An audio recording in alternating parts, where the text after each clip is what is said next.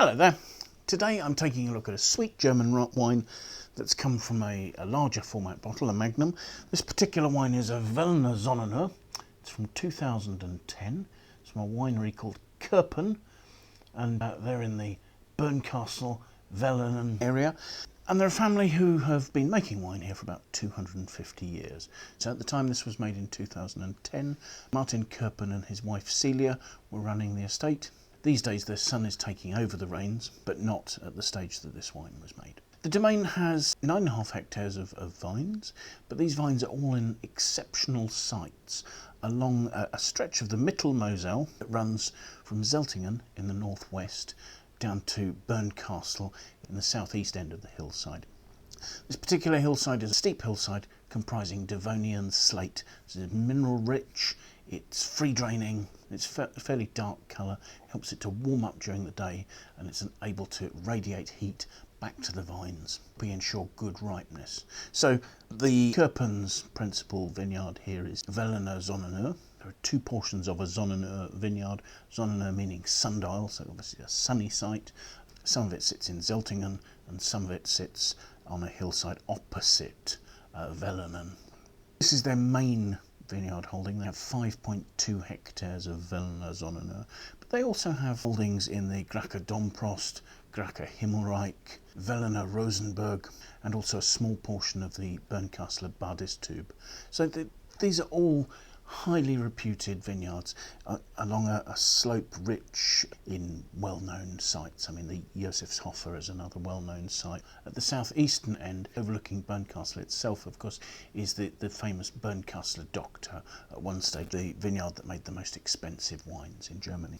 As you can imagine, the steep hillsides are hard to work, but it's meticulous work in the vineyards that makes quality in the wines here. The winery, for instance, describes gentle pruning. I'm not quite sure how you prune gently, but anyway, they clearly have their methods there. Everything's hand-picked, and they say they'll only accept healthy fruit, which to me means that there's quite a lot of selection goes on in the vineyard to ensure only those berries at the correct stage of ripeness are gathered. So an Auslese. Auslese translated means selection. It's a stage between Spätlese in the German classification system. Spätlese meaning late harvest, and the bracket above this would be Beeren Auslese, so a berry selection. So this is simply a selection. So what's going on here is that the pickers are going into the vineyard and they're selecting bunches that have been affected by the botrytis rot.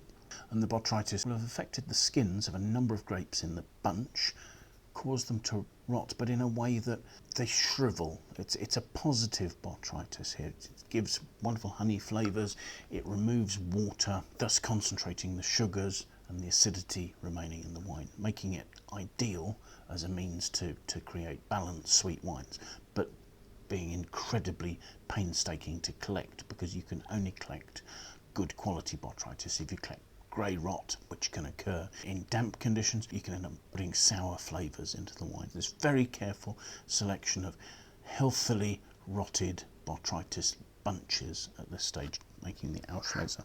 And it's worth mentioning the statistics on this. I have here an alcohol level of 7.1%, but the corollary of that is that we have a sweetness here. The numbers that I've got are correct, 147.3 grams per litre of sugar. Now statistically, that seems quite high for a Moselle Auslese, but let's see what we make of it when we taste it. So the wine production as described, I don't have particularly detailed notes on the winemaking here, is the idea of the fruit being gently pressed, settled, and the clean juice fermenting, and simply that the wine that's created is allowed to age slowly in cool, deep, dark cellars, where a constant temperature and high humidity ensures the wine ages in consistent conditions. So I don't have any notes even as to whether this was fermented in old oak or stainless steel, but I would imagine that it's fermented in a neutral vessel. You wouldn't put a wine like this through malolactic conversion, so you're going to be trying to maintain the wine's purity. I also don't know whether it aged in old oak or stainless steel, but whichever, it would have been quite a neutral vessel that's not going to give flavour to the wine. So let's see what we make of it, shall we? There's quite a lovely golden colour there. It's almost a sort of a treacle sort of note. It takes quite a bit of aging for a wine from the Moselle to get to this colour. So let's have a look at it here. There's a slight sediment in here. I'm tasting this from the bottom of the bottle. A number of us tasted this earlier. Swelling it, despite its sweetness, it is reticent to stick to the glass. So as we know from the alcoholic strength, this is really quite a light wine. So let's see what we make of the aroma, shall we?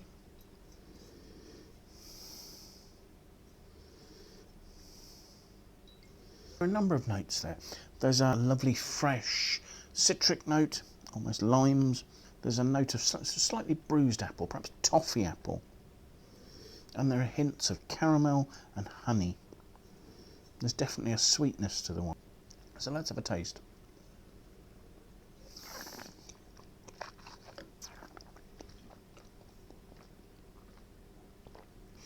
On the palate, that has a lovely, clean sweetness. And that sweetness is being balanced by mouth-watering acidity. There's a real almost sort of appley note, and some of that is the clean fruit that's coming through here.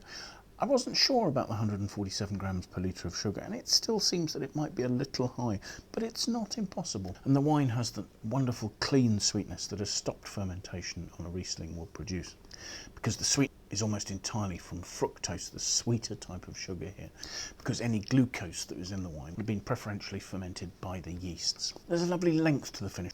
There's a mouth-watering, almost grapefruity note. The honey notes are delicate. There's a sort of a honeysuckle top note to the finish. The wine is at best medium-bodied and possibly less. I mean, the 7% alcohol is not really filling out the mid-palate at all. That's being left to the ripe fruit. The other thing I will just mention as well is there's a glass here, and there's some white crystals. I don't know whether you can see that, but when I first poured it, those were deposited in my glass. And that is not unusual to see in white wines that have aged for a long period of time. In red wines, they tend to become mixed up with the tannins. But what that is that's tartrate crystals. So that is essentially the tartaric acid, the acidity in the wine, becoming supersaturated and dropping out of suspension. And that can happen if the wine becomes particularly cool, but it can also happen over time. Sometimes, in extreme cases, they can form in such a way that they almost look like shards of glass inside a bottle. So if you find that sort of thing, it's not a fault. In fact, it means that the wine hasn't been chill stabilised at the winery prior to leaving, and most quality wineries will avoid doing that anyway, because they don't want to unnecessarily process the wine. So they're just tiny crystals of tartaric acid that have formed inside the bottle. You can also see them up the inside of the bottle there as well. So if you find these in your wine, there's absolutely no need to panic at all. There's no threat to your health or the health of your guests.